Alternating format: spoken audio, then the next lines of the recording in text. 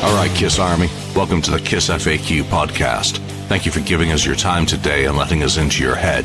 I hope we don't do any damage. We're just a bunch of Kiss fans and we talk Kiss. So come along for the ride. You've got nothing to lose.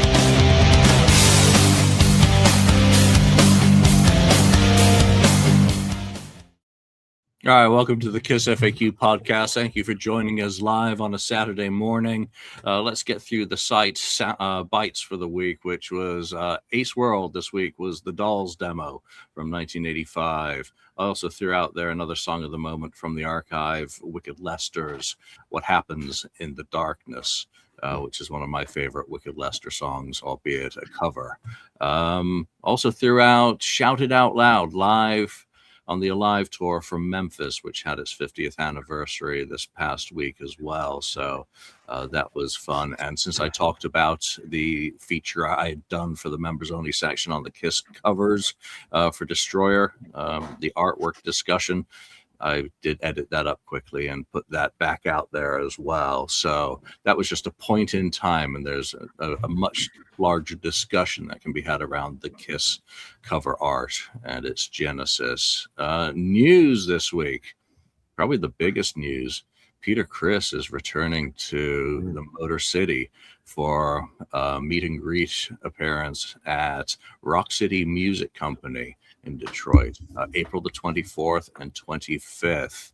There's information on the site, and if not, go to petercriss.net for information directly from the man himself, and hope to see you there. Should be a fun time. Peter has not been to Detroit for quite a long time, and of course, Detroit is centrally important to the story of Kiss. Yeah, so what else is there? Anyone bought any Kiss stuff this week? Yes. I bought other stuff, but not Kiss. Well, technically not Kiss them. Just, well, yeah, I did. I fell to, I'm a sucker, and I did get the liquid-filled vinyl thing. Cool. Shame. I know. Shame. And the only other thing, but it's Kiss related, got tickets to the Gene Simmons band who's going to be playing up in this area at a fair. Nice. So, that's nice. Yeah. It should this is the third time. Third time to the charm, right? Yeah, because he canceled Riverside, he canceled the casino, and now this is it's a fair, so it's we can go see the puppet show and then go see Gene Simmons. So it'll be fun. I'm looking forward to that. You know, fairs in summertime is a great time to go see these guys, and anyway to see and hear the music that we love. All right, let's go straight into today's topic. This will not be a 2.5-hour episode. But this is a topic that's been going on the board, and it's also reminded us of a topic that we'd wanted to do previously, and that's to pit Kiss albums against other popular albums that came out that year and go through our personal choices, because it gives us the opportunity to talk a little bit more about our musical journeys and what we were listening to in 1985. Well, that's the year that we're going to be talking about. And see where Kiss's release that year measures up in today against the albums that we pick. So we're all going to be picking our top 5 albums from 1985. And there's currently about 8,000 threads on the FAQ, doing them all in one go. I would have actually rationed it to do one a week and have a little bit more engagement on each one. Yeah. And that's how we're going to do it on this show. And again, it'll allow us to go back in time and see for each one of these years where Kiss albums came out, what we liked at the time and what we think are our top 5 for the year. So it's going to be fun. But first, Neil Guido, Chris Flood, Jason Leonard, The Distortion Den, Ronnie Parker. Thanks for being here live. Appreciate your support. All right. So who should we start with for your first pick of 1985? And we want to know the context of why that album is important to you and why it remains important to you 41 years later. Let's start with Mark. Okay, great. So let me start by saying, first of all, that a lot of these records became more important to me later than actually in 85. I mean, in 85, I was like 11, 12 years old. So I had just really much started my hardcore musical journey around that time. But a lot of these records that are in my top 5, once I've discovered them, have become like staples. For example, this one here, and I know I'm going to get a few eye rolls on this one, but I don't give a shit. Well, actually, hold on. Before you start, I completely screwed up that start to the show. Yeah. Why don't you tell us some of the ones that have not made your list today, Mark? Some of the ones that you thought about and struggled with, and so we can get all of those out of the way for each of us before we actually get into the picks. Sorry about that. Okay, so just talk about the ones that are not in the list and don't show anything. Yeah, what are some of the albums that did not make Mark's list today? Close but no cigar. Well, and I'll tell you this: it was a tight and tough decision because 85 was in my opinion, a really good year for music. And if you look at those posts there, I went a little overboard on some of my comments, and they're like, huge reaction comments on the message board. But one of the ones that didn't make my one, and this was hard, just Docking Under Lock and Key didn't make my top 5. While it is a great record, it would make my top 10, but not my top 5. There was, there's other records. I mean, there's when I come to think of it, like Wasp, The Last Command. That's a fantastic record. It's in my top 10, but it's not in my top 5. And of course, we didn't get we can't pick live albums, right? Yeah. Yes, you can. And you could have. I said no. Well, yeah, he said no live albums. Those are like a compilation going up. But anyways, like one of them that's good is the one that you mentioned, the Scorpions one is a decent one. But I mean, if I knew, and if I actually knew that we could pick live albums, one of the ones I would have picked for sure would have been Live After Death. I mean, I think that's hands down the best live album of that year, period. It crunches everything else that came out on live album form in that time. So there's some there that I think that are great but didn't make my top 5. Nice. Daniel, what about you? What are some that didn't make your list today or very nearly did? Yeah, this was really hard because there were a lot of great music coming out in 85. I started off by checking my Spotify Wrapped. Wrapped is where you can see which tunes you've listened to the most last year. So in 2025, my number 1 was the main title from Rambo. And that's 1983. My number 3 was Miami Vice theme. That's like 86. My number 5 was License to Kill. That's from a Bond movie, I think, in James 85. Bond, right? Yeah, I think that's 85. Right. And that's a great song. Number 6, War from Rocky 4. So this is right up my alley. I thought I was a Kiss fan, but according to Spotify, I'm an 80s fan of pop music. Soundtracks. Soundtracks. A lot of soundtracks. Yes, that's true. So, but some of the albums that didn't make it, but was really, really close. I also have to mention Wasp, of course. Wild Child, isn't that on The Last Command? Mm-hmm. Yeah. Great song. Uh-huh. I saw Wasp live like 1 or 2 years back. I don't know how much live the vocals were, but it's sure sounded great. And Wild Child is such a showstopper, such a great song. Blind in Texas. Yeah.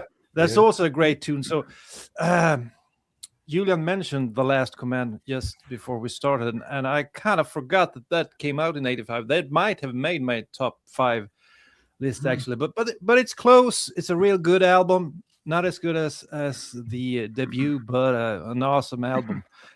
Crimson Idol is maybe a bit better as well, but a great album. Other than that, I like the Dio album, Sacred Heart. Yes, came out in 85. You had Holy Diver in 84, in 83, in 84, Last in Line, and Sacred Heart is a bit. It's not up there with the 2 previous albums, but still a great record. So that was close. And then I have to mention a band that has been in the news lately, Twisted Sister. You all know that Twisted Sister is coming back with a Yeah, with a new vocalist. The only guy who can replace Dee Snider, Sebastian Bach, is doing the tour with Twisted Sister this year. It'll be kind of exciting to see what will become of that. But they released an album, the follow-up to Stay Hungry. Stay Hungry, of course, is one. It was my first album. Well, the first cassette I got was Stay Hungry, so I always loved that album. And they had a lot of two great records before that that they released. So Blade. Yes, and the rock and roll album. What was You Can't Stop Rock and Roll? I think it's called. Mm-hmm. Yeah. So those three were great. This was kind of a letdown, but there are still some great tunes on this one, like the title track. I love the title track, and there's a slower song there that's awesome as well. But it was kind of a letdown, and it was pretty much the end of Twisted Sister. I remember them going out on tour in the US, and no one showed up, so they had to cut the tour. And then they had that Love Is for Suckers in '87, which was way worse, and then the band ended for a while there. But they didn't make my album. But Twisted Sister, Dio, Wasp, great albums. Yeah, I'm interested with Ken's. With Ken having been a child of the '70s more, 85 for you. What are some of the albums that didn't make the cut for you? At the time, well, a few of them are, like you said, Mark's mentioned Scorpions. I didn't put it on there. I mean, if they would have had a regular studio album that year, I would have put it on there because I love all the Scorpion stuff. But otherwise, I have Tom Petty and the Heartbreakers. Oh, Southern accents. I really enjoy that album. Really good album. Some different types of songs he did on that too, which were really, really good. And then I also have, which was a big album that year, and it's my only album by this artist, Robert Palmer, Riptide. Addicted to Love, and had a lot of good songs on that. I really enjoy it. I do have that vinyl album still, so that's a good one. And then another one I was into that year was Eric Clapton, Behind the Sun. I think that was a really good, well done album, and well played, and can't go too wrong with Eric Clapton. So those are some of the ones that on my outlier or whatever list.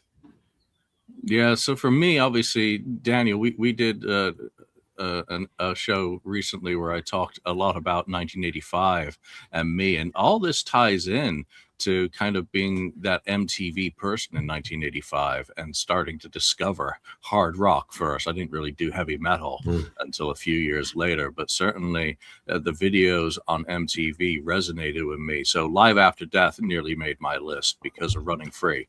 That video was just in perpetual rotation in '85, and that album to this day is just one of the very best live albums.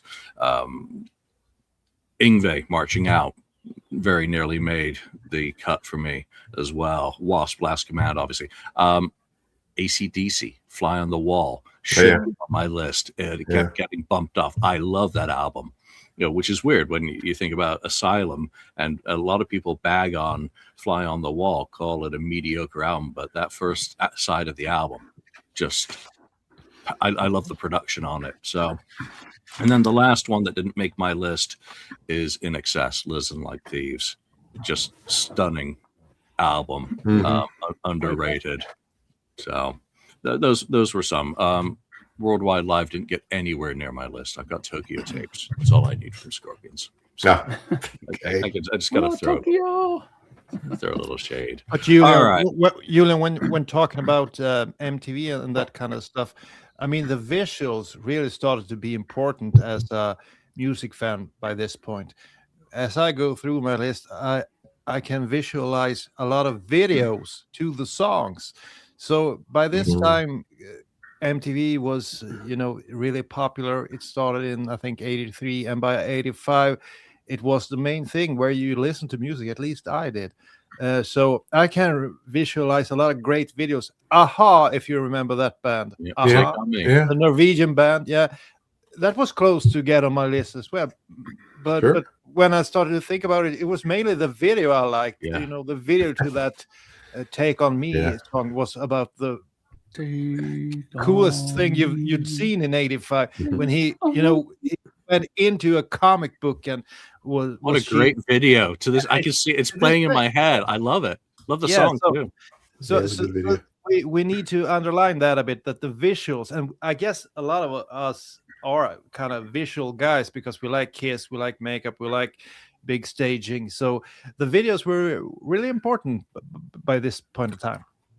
Yeah, good point on that. And looking at my list, each one of these albums that I have selected, I can think of the videos that we would have seen in rotation, and maybe that is the case. You'll have to tell me which videos pop into your head when you see our list. All right, Mark, let's go back to you now for the first of your picks for the best of 1985, and then right at the end we'll decide whether Asylum is the winner for 85 for each of us. All right, so for me, like I said, a lot of these records are hugely important to me now. Still, they were made in '85. I was aware of them in '85 for several reasons. One of them was because I was getting into this very popular guitar magazine. Guitar magazines were very popular back in the day. Guitar for the Practicing Musician, Guitar World, all these things. And that's actually where I discovered a lot of these bands that I never knew about, because number one, they would never dare play these bands on radio, for number one. So, and they were considered in the underground a little bit. So, but this album, the minute I got a hold of this album, it just was a huge impact on me. So let me just get it out of the plastic here. Fate's Warning, The Spectre Within. Jeez. This album is absolutely brilliant. I mean, I absolutely adore this record. It's one of those things where it was like Iron Maiden, but heavier than them. Singer sung a touch higher than Bruce Dickinson. You know, they had all kinds of, the imagery was also very important back when you're like 14, they're between the ages of 12 and 18. You're like, wow, this stuff is so fucking awesome.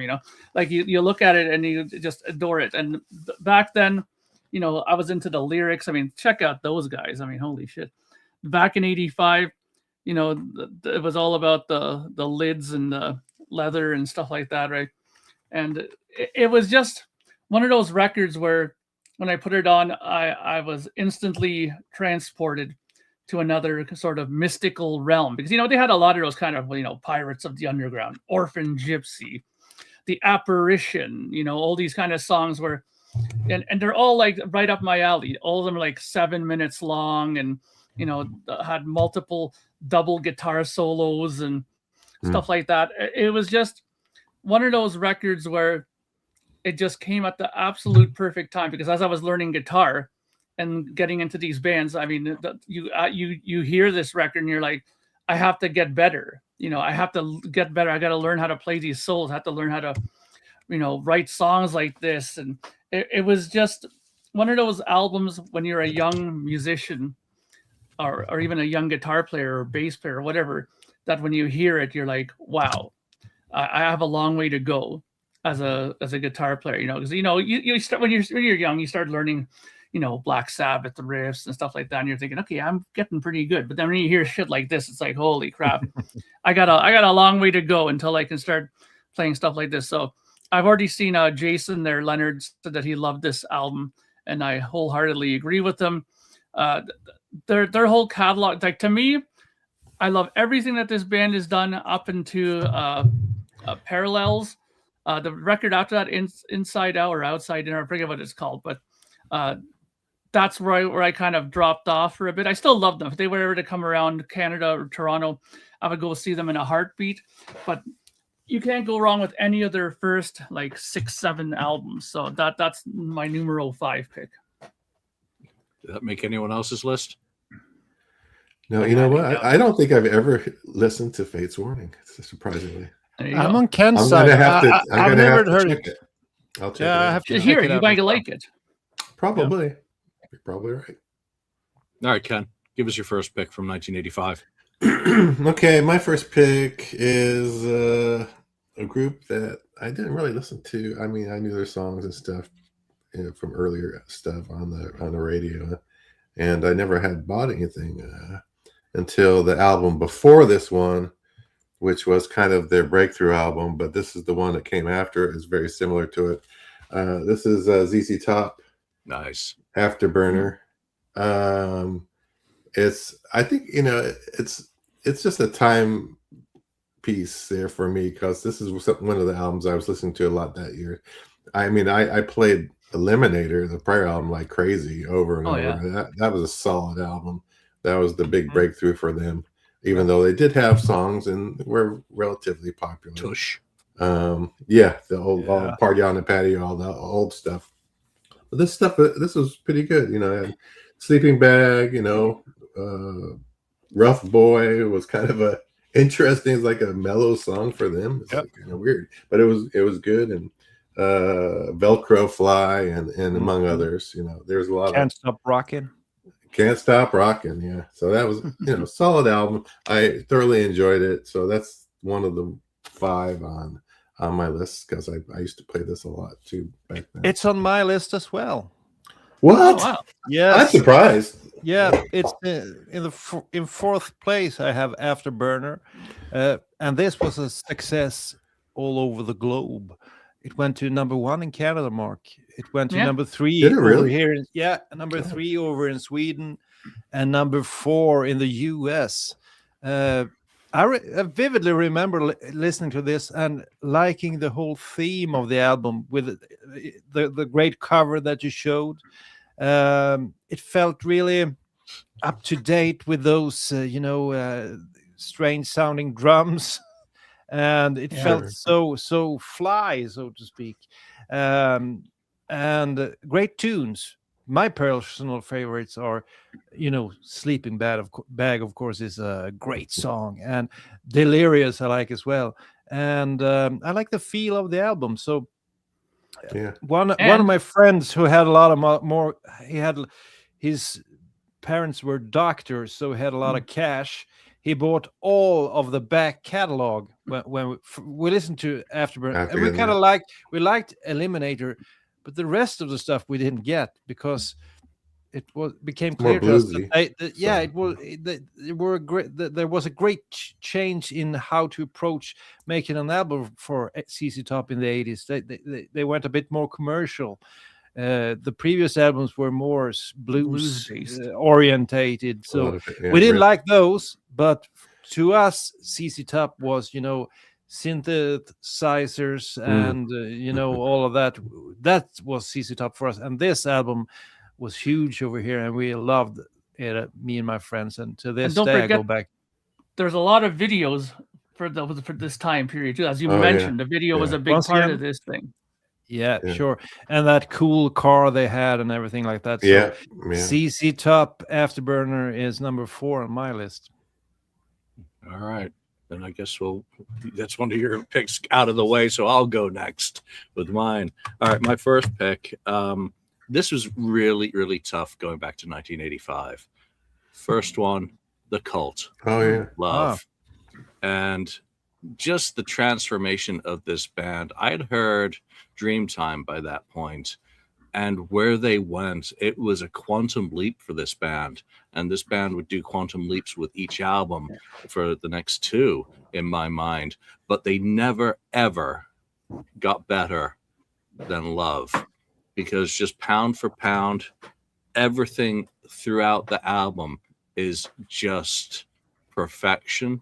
The production, and again, the videos were clearly in light rotation, because they weren't massive at this point. But again, She Sells Sanctuary. Even if you just go with the hits that most people are going to know, Nirvana, Big Neon Glitter. I mean, there's something about Asbury and Duffy to this day as a team that's just beyond superlatives. And I strongly recommend, if you've never given The Cult a chance, or you only know them because of Electric, or even worse, due to Sonic Temple, bags above. Yeah, I think Sonic Temple is just Hollywood crap in comparison to what they were. Wow. Well, Unbelievable. come on, Eddie Chow Baby's a great song. Don't get me wrong; they've got good songs on it, but it's not the same band. They were Fire trying to appeal Woman, to, yeah. they're Sun appealing King. to a completely different audience than this. To me, I know, but so. that's whenever I see that, I think of like The Cure and all that kind of gothic nonsense that I didn't like. Yeah, and that Sure. and it's post-punk. You know, Yeah. it's Well, that's why I post-punk. didn't like it. That's why I thought Electric was like my favorite cult record, because I thought that had a balls to it, and I Yeah, liked that. and right? Electric didn't sound like. I mean, you got to go get Peace, and they put it out in the years since. A completely different album recorded first before it transformed, and that's what I love about this band, because you've got the Southern Death Cult into the Death Cult into Dreamtime into Love, Electric. It's a really fascinating evolution of that group. So, Yeah. anyone else with the Cult on their list? No, but Showing my Britishness. That's interesting. I mean, that's a good pick, though. Good pick. All right, Mark, back to you for your next pick, please. Okay, so again, we're going to be talking similar things. Once again, around this time, as I was going through my Guitar for the Practicing Musician articles that were coming out in my magazines, there was always a few people that were always constantly on the front cover or constantly having songs transcribed in there. And finally, I bit the bullet, got the debut record, thought it was really good. I was like, wow, completely floored me. And then I heard that this guy was putting on another record, but this time it wasn't, 90% instrumental. It was an album with full vocals, and that is Mr. Yngwie Malmsteen, Marching Out. I'm glad that made the list. This is like such a it. great album. Absolutely fantastic album. I love this record. There's not a bad song on this. I'll See the Light Tonight, Disciples of Hell, I Am a Viking, Anguish and Fear, On the Run Again, Soldier Without. I mean, everything on here, it's like neo-prog stuff, but heavier.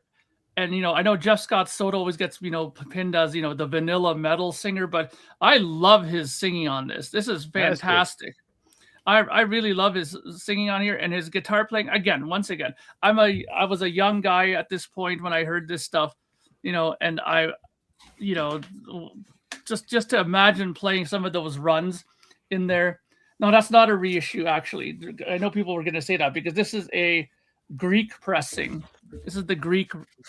Pressing of it. The first pressing Greek issue of it.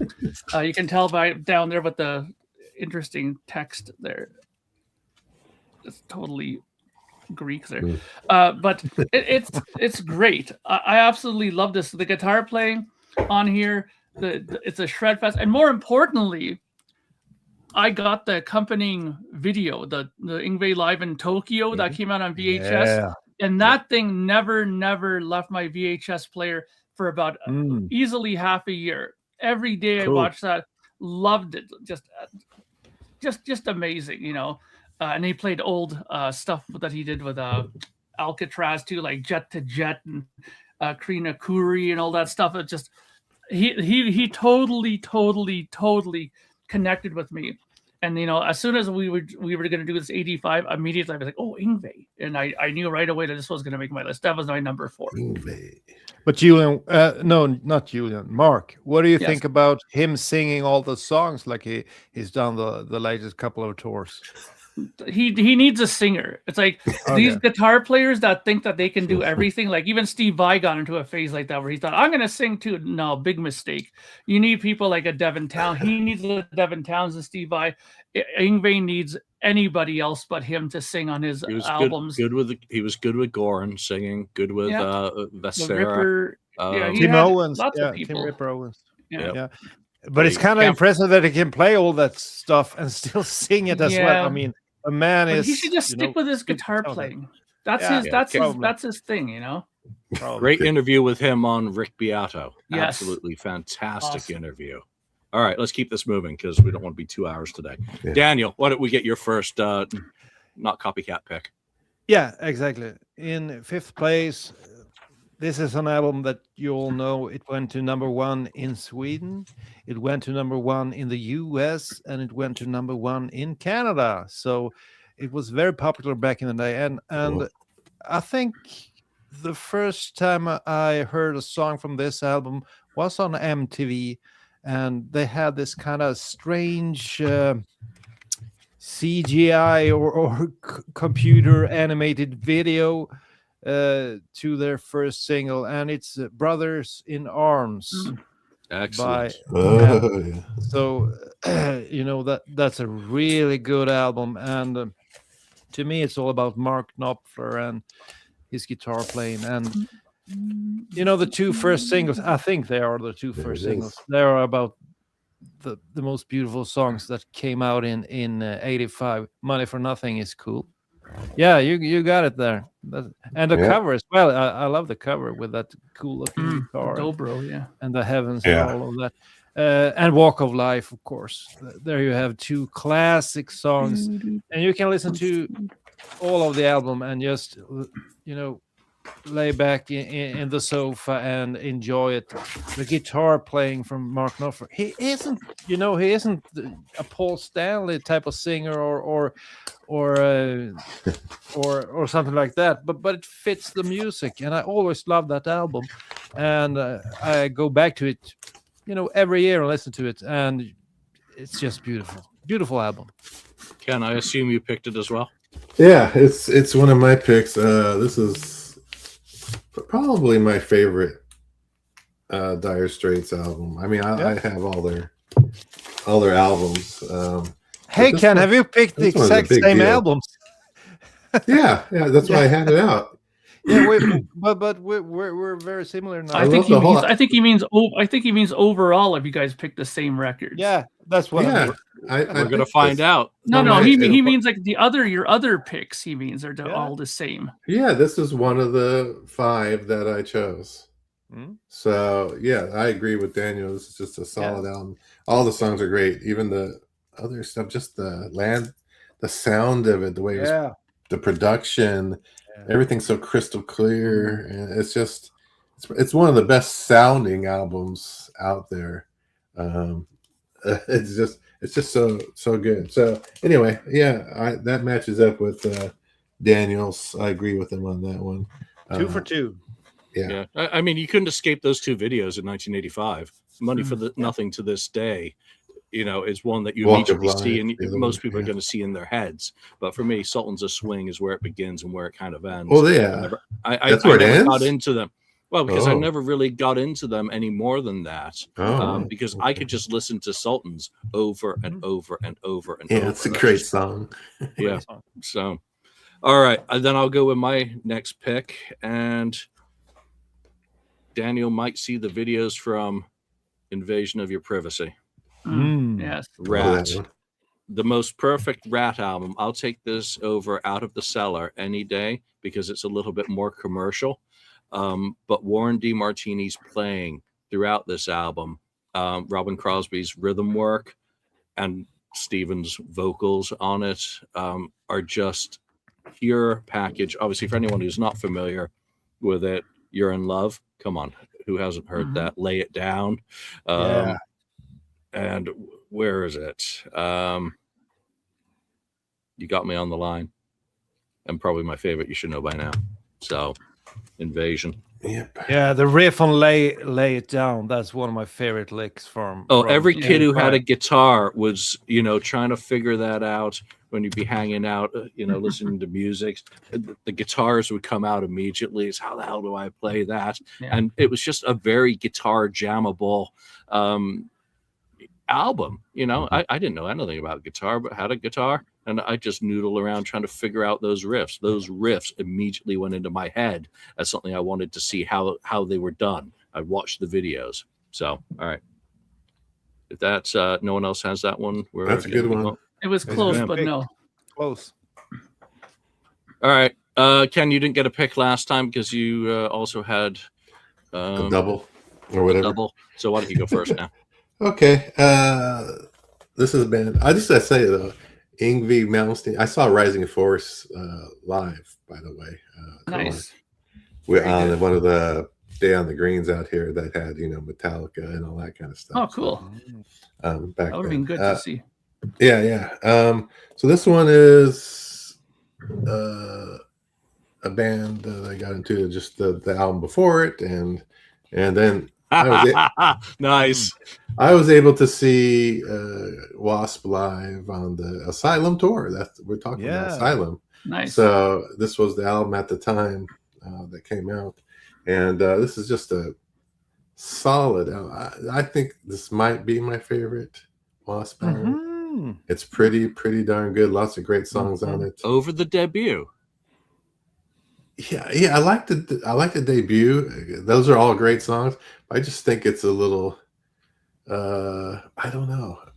I like the production that maybe a little bit better on this one. That's maybe the only reason. A little bit more money on this one. Yeah, but the first album's classic. I mean, this one has, of course, Wild Child, Ball Crusher, Jack Action. Widowmaker. I love Widowmaker. That's a great song. Blinded Texas, of course. Cries in the Night. Yeah. I mean, it's just a great Wasp album. So I was very happy to see them open for Kiss. I was lucky to be at that show. So, what was it? The Last Command, of course. Yeah.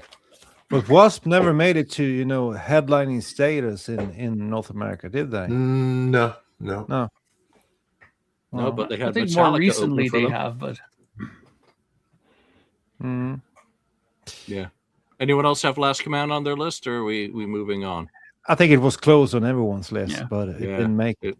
It was on my almost made it, but there we go. All right, Mark, let's go with your next one. All right. So I don't have an album of this, like a physical to show you.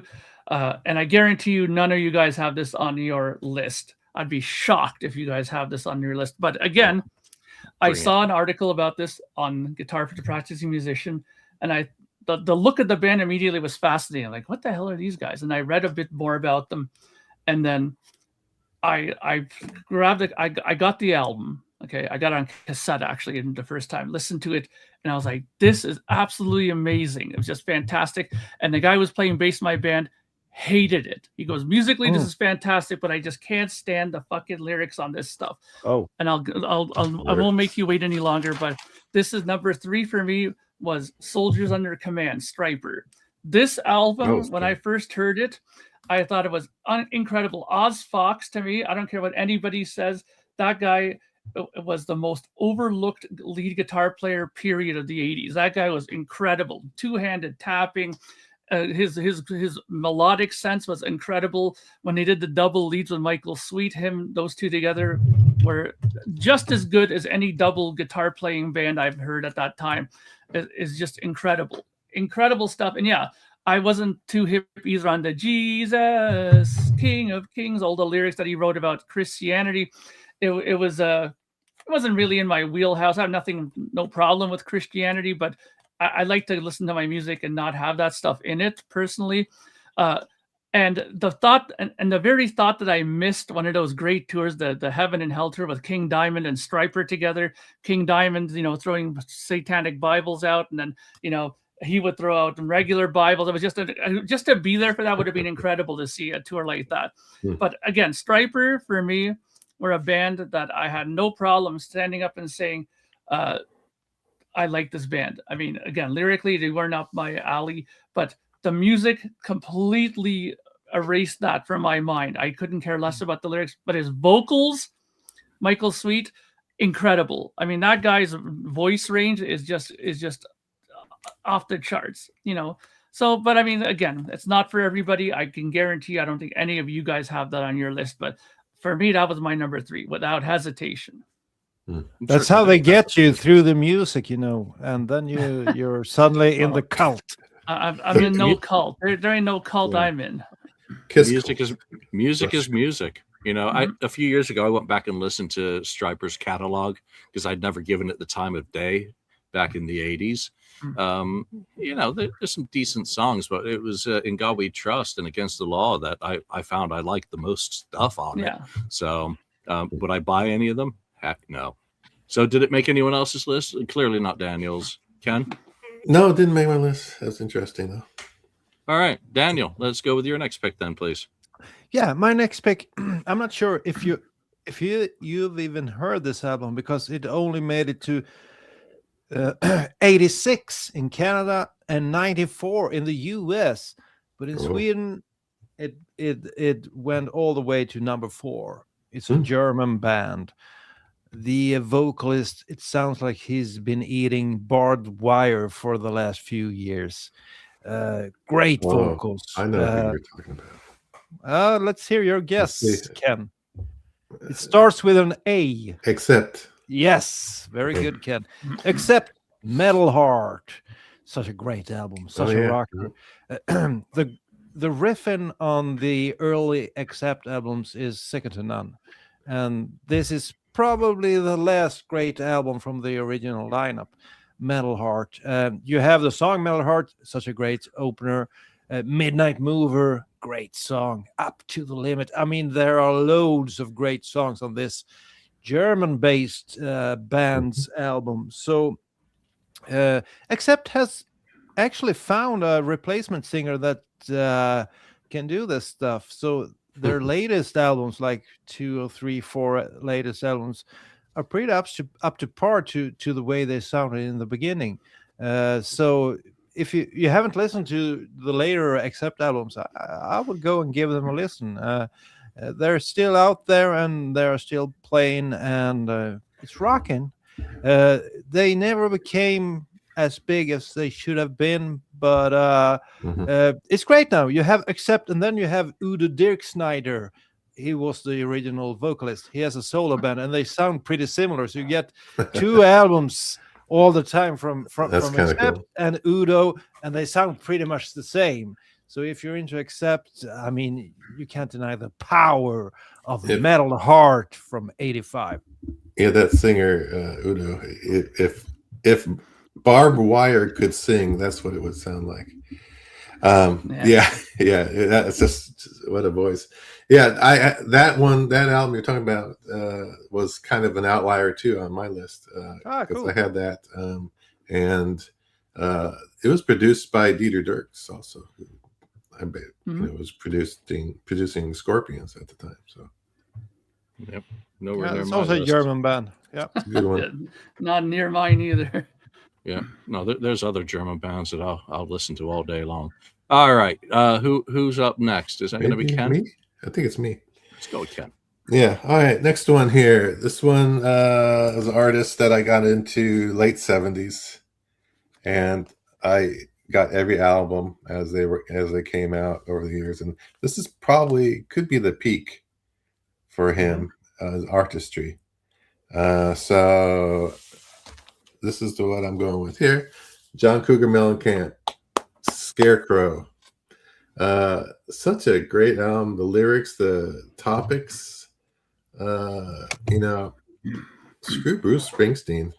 Mellencamp is so much better than Springsteen, in my opinion. I mean, songs like Scarecrow and what did we have here? Small Town was a huge hit. Lonely All Night was a huge hit. What we have? Also, we have ROC Rumble in the USA. Rumble Seat. Oh yeah, well, which is the last song on the album. Rock ROCK in the USA, like Jillian said. Just the face of the nation. Just the solid album. Great musicianship, well produced, mastered by Robert Ludwig. I mean, the whole thing is just solid. I don't know what else to say. I would get every album that would come out from Mellencamp because they were so good. So yeah, his run in the mid '80s, Lonesome Jubilee, absolutely amazing. After that, right? Yeah. Then I Dance Naked with Pop Singer. I went to see him in the late '90s on the Rural Electrification Tour.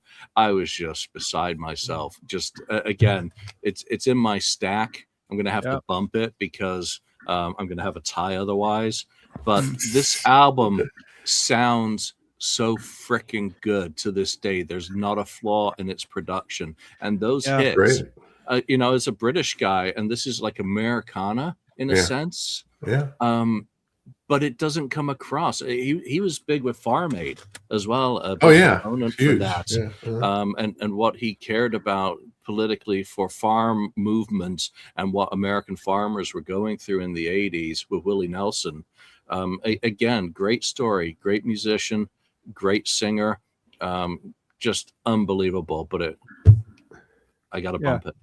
But real fast, Julian, talking about you think it sounds beautiful, the album. Robert Ludwig, I guess, was a big part of that. Do you know which was his last album, Robert, the Ludwig guy, that he did? That he mastered? Yeah, it was I don't just, know what the last I one think is. it was a year or two back. Sebastian Bach's latest studio album. Angels and whatever it was.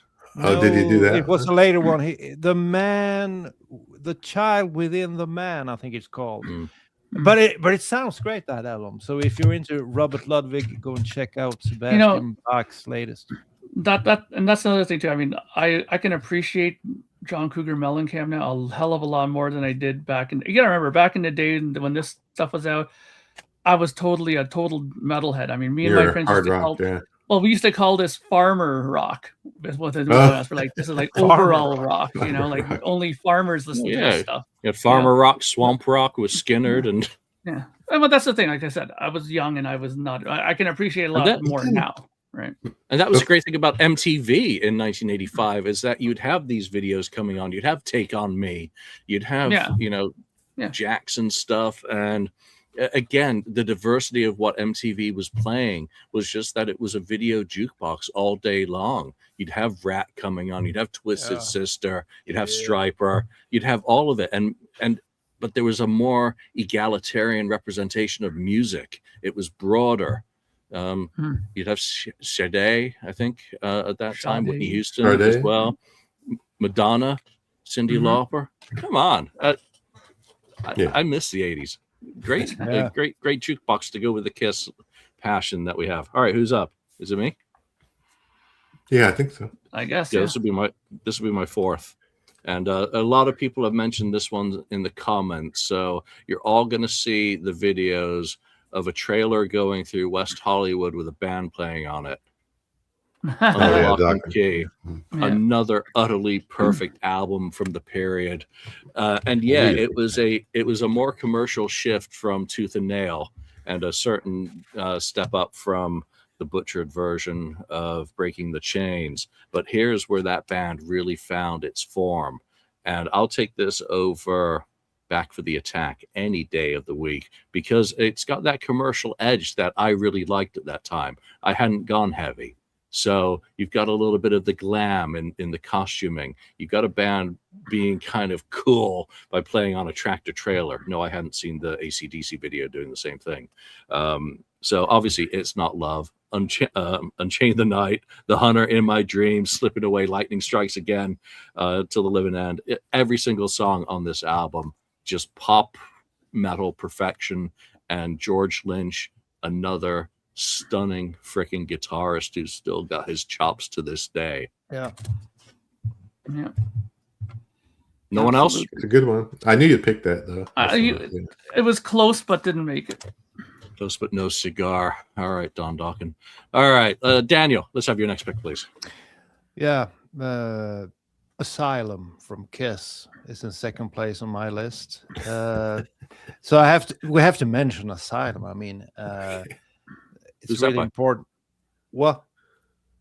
Yeah, because for a lot of the guys in the panel, this was the first album that introduced them to Kiss.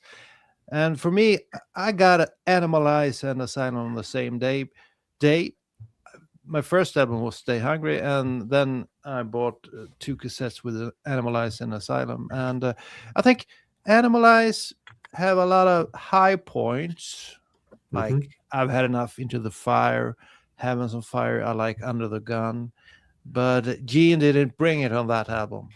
I don't know what happened, but in '85 he suddenly found his mojo again, and I love the Gene songs on Asylum.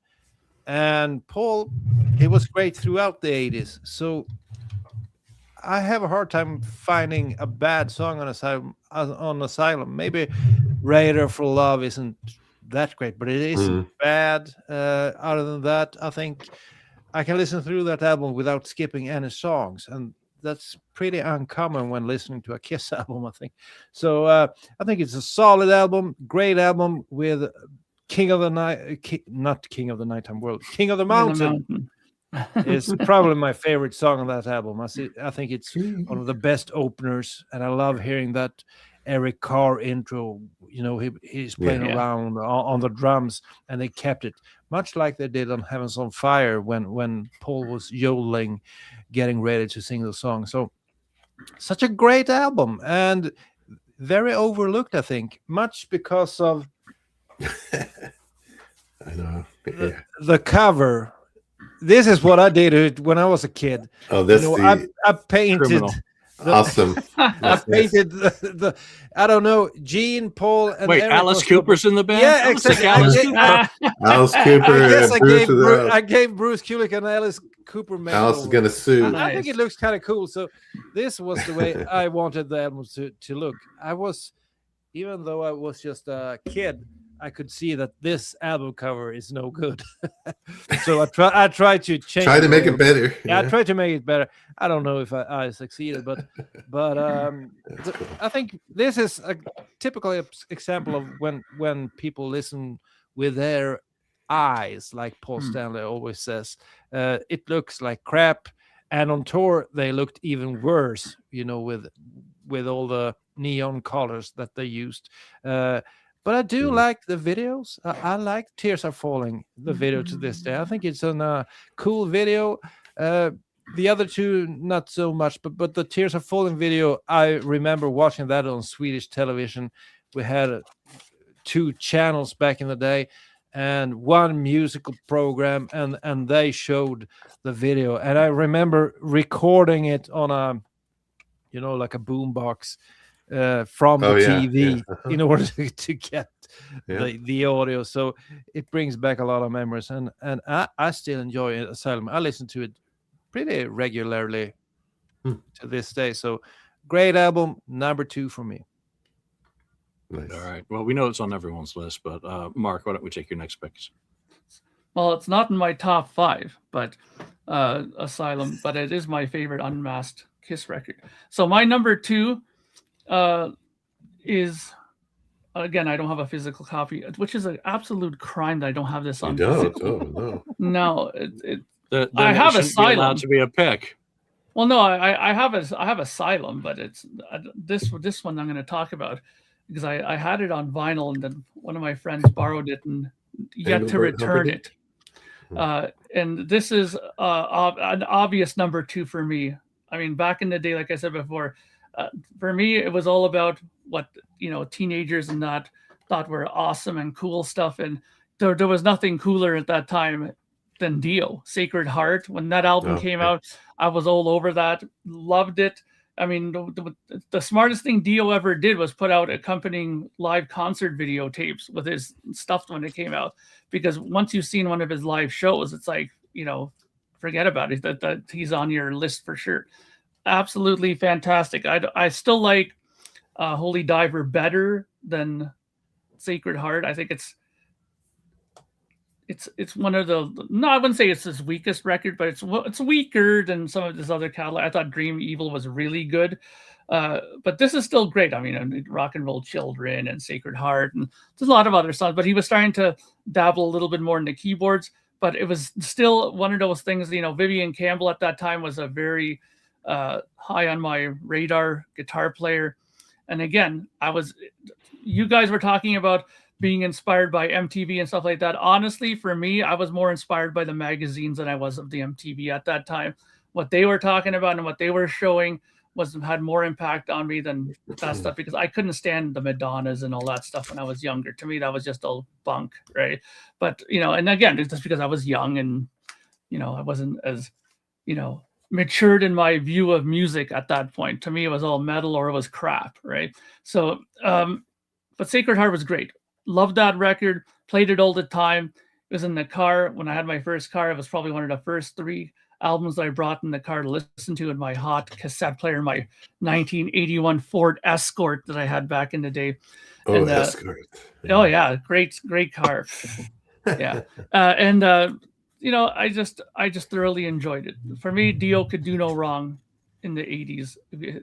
Everything he touched was magic. Okay. There goes Julian and his blurriness. Julian becoming I'm still an here. I'm just apparition. phasing I out know of you're here. existence. All right, Ben. Yours. All right. Okay. This is an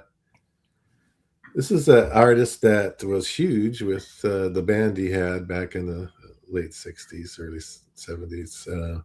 But then he disappeared for a while because the band broke up and other stuff happened. Then his comeback album, coming back, to recording again. And that was John Fogerty. Excellent. This is Center Field. Such a great, every song is great on this thing. Old Man Down the Road and Saw It on TV and Rock and Roll Girls. Center Field, of course, has become an anthem for baseball, Major League Baseball. Mr. Greed, Searchlight. What else? Can't Help Myself. And then, the last song on the album was Zant's Can't Dance, which was kind of an attack. I think there's 2 songs on there, Mr. Greed. Zant's Can't Dance was the old owner or the head of was it Berkeley Records or whatever it's called. I can't remember the name of the company. But anyway, Saul Zantz, who kind of caused problems. So he had a attack song, Zantz Can't Dance. This album was recalled for that song, and they had to replace it with a new song called Vance Can't Dance because he was suing Fogerty for whatever. And then he also sued Fogerty for saying, his songs sound like Creedence Clearwater Revival songs. So wait a minute, he wrote all those songs. He can't sound like himself? What the hell is with that? So anyway, John Fogerty finally got all his songs back and just a few years ago, or maybe it was in this year, and got them all back. And so he re-recorded some legacy album that sounds just like his original stuff. But anyway, this thing is so good. I listen to it a lot. The whole album is great. The song, Big Train from Memphis. That was about, Elvis Presley and stuff like that. But anyway, it's just a solid, great album. He plays all the instruments on it too. Cool. Daniel. True musician, yeah. Well, this is my final pick, my number one. I think it's the greatest soundtrack of all time. Mm-hmm. The first time, the video and the audio is so intertwined, so it's hard to tell them apart. The first time I got it, it looked like this. I don't know if you can see that. It's a misspelling on knockout. I think I got it from Thailand or something. Uh-huh. So it's a lot of movies here. That's the first I got. Then I had to update it. So I got the Blu-ray. This one. Nice looking. But then I needed my children to understand the importance of this movie series. So I got the box set with all the Rocky movies. Then I bought a big 85, what do you call it? Is it called 85-inch? Well, a huge TV. It didn't look that great, so I needed to get the 4K edition of the same movie. And you're a true Rocky fan. But at the end, you only need the album, and this is a vinyl of Rocky for the soundtrack. There's going to be Laserdisc next. James Brown, right? Oh, I need to get that one, Mark. I need to get there you go, Laserdisc. Yeah. So this one, and you Americans should love this one because it's really a pro-American movie. But I love the way the soundtrack and the movie intertwines, and you can't tell them apart. And there are loads of great songs on this album, of course. My favorite is probably Burning Heart. I love the lyrics. 2 worlds collide, rival nation. It's a primitive clash, venting years of frustration. And over here in Scandinavia, there's a lot of frustrations going on against, the Russians. And it's been that way for years. Cold War. And the Cold War is kind of still on. in some ways. So I loved seeing this movie where Rocky beat the crap out of the Soviet Union's greatest boxer of all time. And we hated the Soviets when I was a kid. We were afraid of them. We were afraid they would bomb us. So it was so great to see that Rocky could beat them all up and then at the end turn the whole thing around and make them understand that we can all be friends. We don't need to bomb each other. So such a great movie when you're a kid. And to this day, I think it's like a music video. The whole movie is like a music video. And I think the message in the movie, go for gold, practice, train hard, and you'll be able to reach your goals. So I love this movie to this day. And the music is beautiful. Hearts on Fire is another great song. They also included Eye of the Tiger, even though that was on Daniel, what was that song that they play in the movie? When Adrian goes, "You can't win," and he runs into the car and starts driving down the street. What was that song? It's like I'll always remember. I think that that's song. Hearts on Fire. Okay, when he goes out, he just drives for like 3 minutes and 30 seconds, so you can hear all of the song when he's driving. And Living in America, right? No, that's the one. That's when Apollo fights. Yeah. Ivan that's the terrible Russian. Then they play that song, and James Brown is Easy Way Out. There you go. James Brown. Yeah, that's a good one as well. Yeah. So lots of good songs, and all of the songs that are instrumental are great as well, like War. This is my favorite album from this year, and it always make my top 10 list when you see your rap at the end of every year. I always have 1 or 2 songs from this album, and I love it. I love the movie. It's the best movie in the series, even though people say that the first one is the best one. This is the best one. This is what you need to go and watch. It's just an hour and a half. You get a lot of great music, and he beats up the Russians. So what's not to love about it?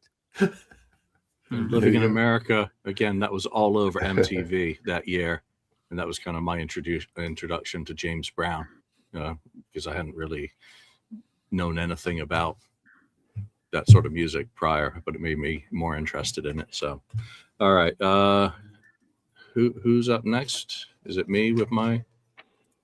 I'm on my last one, so whenever. All right. Well, my last one is going to be a tie. Obviously, Kiss Asylum is my number 1 album of 1985 because of what it's led me to in terms of, lifetime of fun. But it's tied with another one for a very similar reason. And I wonder if anyone's going to guess what it's tied with. Yeah. Really tied with that. Another much maligned, underappreciated album that falls through the crack. It's the last real Aerosmith album in the sense that it has more elements that are closer to the 70s Aerosmith than it does to what came afterwards. I don't listen to the CD. I've got an advanced mix that has some slightly different things to it, extended versions, some additional raps during fade outs and stuff without the EQ. And the criticisms of it mainly revolve around Joey Kramer's drum sound, which aren't present on the version that I listened to. So I've often felt that it's a very maligned album because it's a good blues rock album. There's a lot of great guitar work and interplay between Brad and Joe. Steven's on form in terms of lyrics and songs. And it's better than any Geffen album. Other Geffen album, because it was the first of them. But to this day, I'll put Asylum and Done with Mirrors right up there, and they're really the outliers in the catalog to a lot of fans of those groups for those reasons. But they're the albums that I discovered that brought me into Aerosmith. I'd had the whole 84, the excitement at school of the Back in the Saddle tour. And then this album comes out and I was absolutely blown away by it. So it's the start of that journey for me as well. Last pick, Mark. Okay. Well, here's my last pick. and I'll make it quick because everybody knows my history of this band. It's going to be a no-brainer at all. There is no better record to me than this. Here's the single first, The Big Money, Power Windows. Oh. Okay.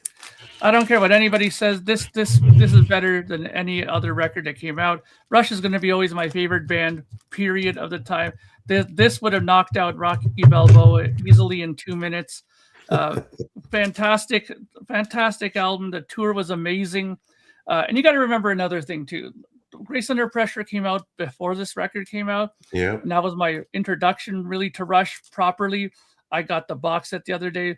And I remember watching that concert that they put in the box set. It's the first concert I ever saw in my life, that actual show that's in the box set. And it was my first introduction to live concerts. It was my first introduction to Rush. So it had a huge impact on everything that happened to me afterwards. Alex Lifeson is my man on guitar. Geddy Lee is one of the best bass players ever, period. And God rest Neil, best drummer, hands down, period. Great lyricist too. And these are quite possibly 8 of the best Rush songs committed to vinyl. I mean, and well, hey, you show Done with Mirrors, which is a laugh to me. So. I know, and Moving Pictures does have great songs on it. Don't get me wrong. It was they're going into that synthy era, which it was. You see, this is the thing that I've always find that's kind of humorous to me is that people always say it's not really a prog album, but you guys don't even understand what prog is. Prog means that you're constantly changing. So in actuality, that is the most prog. Rush is probably one of the most prog bands that there ever was because they're constantly changing from records to record to record. They never stuck to the same thing all the time. They changed. That is the essence of what prog is. So that's my number one record. Wow, Mark, I thought you were going Lonnie for a while there and wanted you to beat. No, I'm not going to. When he laughed at you like we did last week. I'm not going to get like that. I mean, everybody's entitled to their opinion. I mean, I know Julian loves Aerosmith, and that'll of course influence his picks too, right? But that's not it's not a bad record. I listened to it just the other day, actually, Done with Mirrors, and he's right. It's a very tip of the hat to 70s Aerosmith, and I don't have any problem with it at all. It's just, Rush to me, that's how Aerosmith is probably for Julian, right? So. Yeah, and again, it was an evolution of a band. Emotion Detector, one of the standout songs for me on that album. I've got it. I listened to it. Yeah. But before we continue, we need to hear Mark's take on the new lineup of Rush with that new drummer. What do you think about that? I have no problem with it. I mean, of course, I haven't heard her play anything yet, but I trust Alex and Geddy's opinion. I mean, they know their history. They know how important Rush is to the Rush fans. Excuse me. And so I think that they're not going to sacrifice that and just pick somebody haphazardly. I think they thought about it. They probably played with her a few times and did stuff long before they announced her. So I think that it's a good pick. They played with her a lot before settling on it, and it wasn't working initially. It took woodshedding for them to get on the same page. So they invested the time. They brought on an additional musician as well for the lineup to help supplement and take the load off Geddy. Again, it's smart. I just won't pay the ticket prices to go see that. I refuse to support Ticketmaster now that they've been given the monopoly. All right, who else has final picks?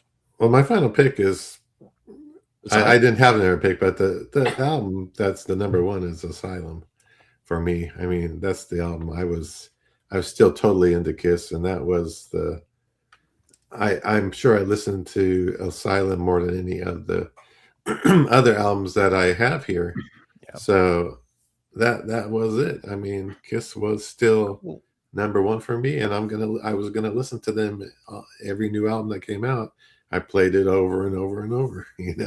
That's how it was back then. So Asylum is number one, even though there's some other great albums that came out that year.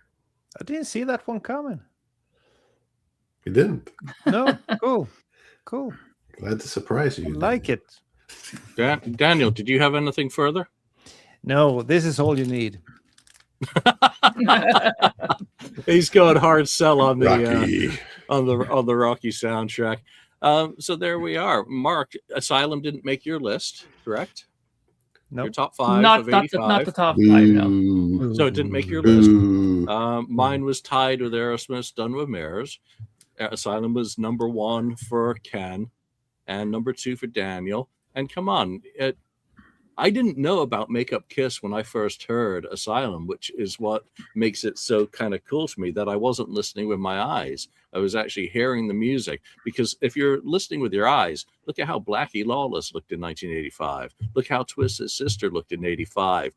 Dokken, Motley Crue. You want to just run down the list of bands that looked ridiculous in hindsight, but at the time it was all of the rage. Stryper as well, for that matter. Yeah. Come on, so, didn't one of them look like a bumblebee? They all look like a bumblebee. So again, visually, Cyndi Lauper. Look at what she looked like. Madonna. Visually, the music's still with us. We're going to do this sort of episode for other years down the road. That was fun. Just because it gives us the opportunity to reach out and talk about some of the other music that's important to us as fans of music and pop culture. And as you've seen today, there's been quite a broad selection of music. There weren't that many crossovers in the final list. So we'll keep to that form and hopefully have a broad spectrum of music to discuss in other years. I think we got to pick the next year that we're going to talk about. Ken, no thinking about it. What year? First year that comes to mind. 92. So, we'll save 92 until we're sure Lonnie's. Well, wait, no, it's 77. You said 78. You said 78. All right, 78. So Double Platinum and the solo albums are going to go up against what else was released that year, and that one's going to be interesting. So the next episode we do of Album of the Year will be 1978. But for now, that's going to be it for this week. I want to thank everyone who's taken the time to chime in with their comments during the episode and for being here live with us. If you're listening to us after the fact, thank you for your support. We appreciate it. But for now, from Mark, Daniel, Ken, and myself, thanks for joining us. We'll see you next time.